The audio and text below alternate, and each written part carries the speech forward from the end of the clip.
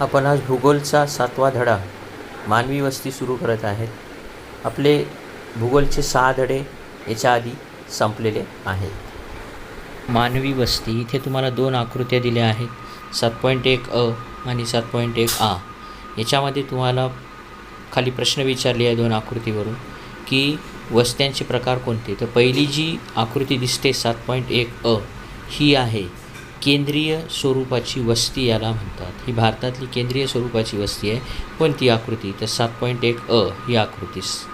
आणि 7.1 आ ही जी आहे ही रेषीय स्वरूपाची वस्ती आहे. यालाच विखुरलेली वस्ती किंवा विरळ वस्ती असेही म्हणतात. दुसरा आहे केंद्रित वस्ती कुठे आढळते आणि का. तर केंद्रित वस्ती ही ज्या ठिकाणी पाण्याची उपलब्धता आहे, सुपीक जमीन आहे, वाहतुकीच्या सोयी आहे, त्या ठिकाणी आढळते. आणि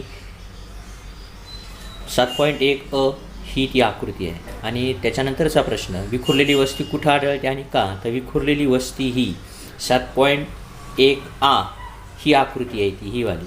आणि ती विखुरलेली वस्ती तर का आढळते, कारण त्या ठिकाणी पाण्याची उपलब्धता नाही, शेतीयोग्य जमीन नाही, मानवी जीवन जगण्यासाठी अनुकूल हवामान नाही, त्या ठिकाणी विखुरलेली वस्ती आढळते. या वस्त्या भारतात कुठं पाहायला मिळतात, तर केंद्रित वस्ती ही जवळपास आपल्याला शहरी भागामध्ये आढळते आणि विखुरलेली वस्ती ही ग्रामीण भागामध्ये आपल्याला आढळते. की ग्रामीण भागात एक घर दुसऱ्या घरापासून दूर अंतरावर असते आणि ही विखुरलेली वस्ती आहे. आता या नकाशावरून आपल्याला काय दिसते, तर भारतामध्ये काही ठिकाणी दाट लोकसंख्या आहे, काही ठिकाणी लोकसंख्या विरळ पाहायला मिळते आपल्याला. तर त्याच्यामागची कारणं काय आहेत, तर आपण जर विचार केला तर भारतामध्ये हवामानामध्ये भिन्नता आहे. त्याचबरोबर पाण्याची सगळीकडे उपलब्धता नाही आहे आणि सगळीकडे जीवन जगण्यासाठी योग्य हवामान नाही आहे. तर भारतामध्ये केंद्रित वस्ती या ठिकाणी कुठं आढळते आपल्याला, तर केंद्रित वस्तीचा जर आपण विचार केला तर या ठिकाणी गंगा नदीचं खोरं आहे आणि या गंगा नदीच्या खोऱ्यामध्ये आपल्याला केंद्रित स्वरूपाची वस्ती पाहायला मिळते आणि केंद्रित स्वरूपाची वस्ती या भागामध्ये आहे. आणि विखुरलेल्या वस्त्याचा जर आपण विचार केला तर विखुरलेल्या वस्त्या आपल्याला कोणकोणत्या भागामध्ये पाहायला मिळतात, तर विखुरलेल्या वस्त्या कुठं असतात, तर विखुरलेल्या वस्तीचा जर विचार केला तर भारतामध्ये विखुरलेली वस्ती हे हिमालयाच्या पायथ्याकडला भाग जो आहे, उताराकडला वर जो जम्मू हा हिमालयाचा उताराकडला भाग आहे, या ठिकाणी आपल्याला विखुरलेली वस्ती पाहायला मिळते. तसंच मध्य भाग जो आहे तो हा वनाच्छादित प्रदेश, राजस्थानचं वाळवंट, या भागामध्ये आपल्याला विखुरलेली वस्ती पाहायला मिळते. हे ब्राझीलचे 2 नकाशे आता इथं तुम्हाला दिले आहे. त्याच्यातले पहिले जे छायाचित्र आहे ते ॲमेझॉन नदीच्या खोऱ्याचा प्रदेश आहे आणि दुसरा जे आहे ते साओ पावलो या भागातील प्रतिमा आहे. तर पहिली जी प्रतिमा आहे त्या ठिकाणी विखुरलेली वस्ती आणि दुसरी जी प्रतिमा आहे साओ पावलो या ठिकाणी दाट लोकवस्तीचा भाग आहे.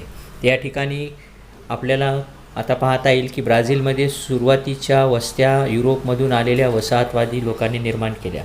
तर कुठं निर्माण केल्या, तर या किनारी प्रदेशामध्ये वस्त्या निर्माण झालेल्या आहेत.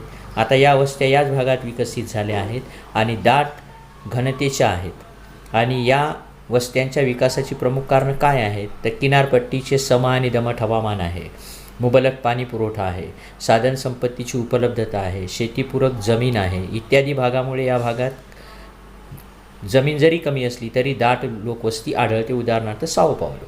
आणि कॉफीच्या उत्पादनासाठी साओ पावलोचा प्रदेश सुयोग्य आहे.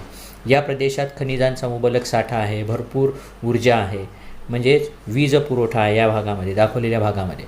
आणि वाहतुकीच्या सोयी चांगल्या विकसित झाल्या आहे. या सर्व कारणांमुळे साओ पावलो येथे मानवी वस्ती केंद्रित झालेली आपल्याला आढळते. या उलट जर विचार केला तर विरळ वस्ती कुठं आढळते, तर किनाऱ्याकडून ब्राझीलच्या अंतर्गत प्रदेशात ॲमेझॉन नदीच्या खोऱ्यात जाताना मानवी वस्ती अधिक विरळ होत जाते. त्याच्यामागची कारणं काय आहे, तर आता ॲमेझॉन नदीचा जो भाग आहे, हा भाग की जो विषुववृत्तीय प्रदेशामध्ये येतो, म्हणजे विषुववृत्त इथून गेला आहे आणि या भागात घनदाट विषुववृत्तीय वने आहेत. इथलं हवामान रोगट आहे, मानवी वस्तीस अनुकूल हवामान नाही आहे. साधन संपत्तीचा शोध घेणे, त्याचा वापर करणे यावर निसर्गतःच मर्यादा येतात आणि या भागात वाहतुकीच्या सोयी देखील अतिशय मर्यादित स्वरूपात विकसित झाल्या आहेत. म्हणून ॲमेझॉन नदीच्या खोऱ्याच्या भागात मानवी वस्ती ही विरळ स्वरूपाची आपल्याला पाहायला मिळते.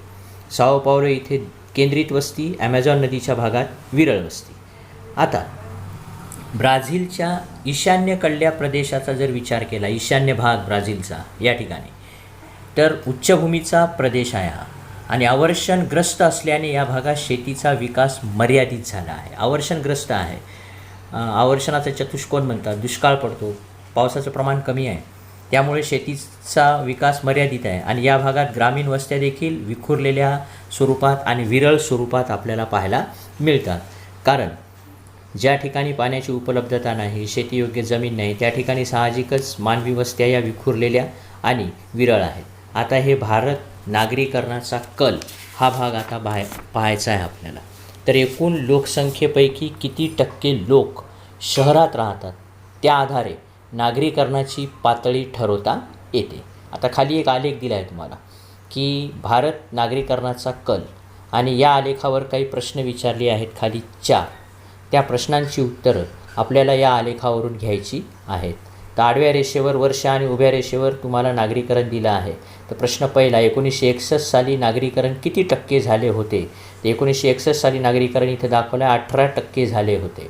प्रश्न दुसरा, कोणत्या दशकात नागरीकरण सर्वाधिक आहे? दशक म्हणजे 1961, 1971 हे दशक झालं.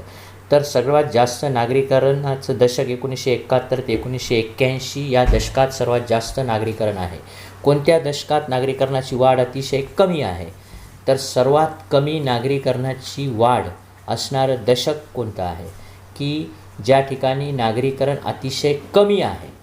तर ते वर्ष आहे 1961 ते 1971 या दशकात नागरीकरणाचा वेग अतिशय कमी आहे. आणि रेषालेखाचा विचार करता भारतातील नागरीकरणाबाबत तुम्ही काय निष्कर्ष काढाल? तर आलेखावरून काय स्पष्ट होते की भारतातील नागरीकरणाचा वेग हा अतिशय कमी आहे. तसंच भारतातील नागरीकरणाचा कल 2011मध्ये 31.2% होता आणि तो विकसित देशाच्या तुलनेत फार कमी आहे, हे याच्यावरून आपल्याला दिसून येते. आणि नागरीकरणात लोकसंख्येत वाढ होताना दिसत आहे.